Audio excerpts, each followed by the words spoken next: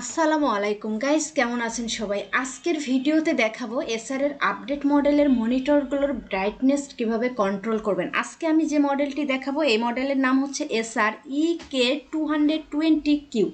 So আপনারা এসার এর আপডেট মডেলগুলো সব এভাবেই করতে পারবেন। তো আমি প্রথমে সেটিংয়ে আসলাম, সেটিং থেকে সিস্টেমে আসলাম, সিস্টেম থেকে ডিসপ্লেতে আসলাম। ডিসপ্লেতে দেখেন ব্রাইট অ্যান্ড কালার একটি অপশন আছে, এই অ্যারো কিতে ক্লিক করলে আমরা একটা লেভেল বার পাচ্ছি।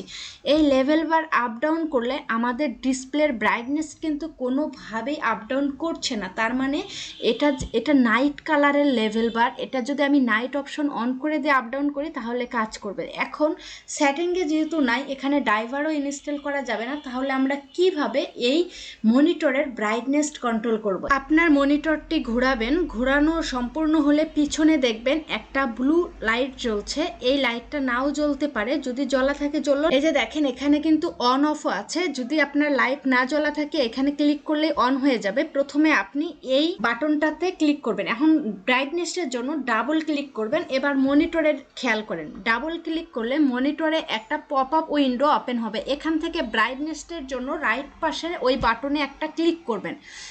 লেফট রাইট করলেই কিন্তু ব্রাইটনেসে চলে আসবে। তো আমি রাইট পাশে একটা ক্লিক করলাম। এখন দেখেন ব্রাইটনেসটা সিলেক্ট হয়ে গেছে। এখন একটা সিঙ্গেল ক্লিক করব। এখন এই রকম কালার চলে আসলে আমরা রাইট বাটন কিংবা লেফট বাটনে ক্লিক করব। যেহেতু আমরা কমাতে চাচ্ছি, কমানোর জন্য লেফট বাটনে ক্লিক করব। দেখুন এখানে কিন্তু ব্রাইটনেস আপ ডাউন হচ্ছে। তো আপনি আপনার মনিটরের ব্রাইটনেস এভাবেই অ্যাডজাস্ট করতে পারেন। আশা করি ভিডিওটি ভালো লেগেছে। ভিডিওটি ভালো লাগলে লাইক কমেন্ট শেয়ার করবেন। দেখা হচ্ছে পরের এপিসোডে। এ পর্যন্ত সবাই ভালো থাকবেন, সুস্থ থাকবেন। আল্লাহ হাফেজ।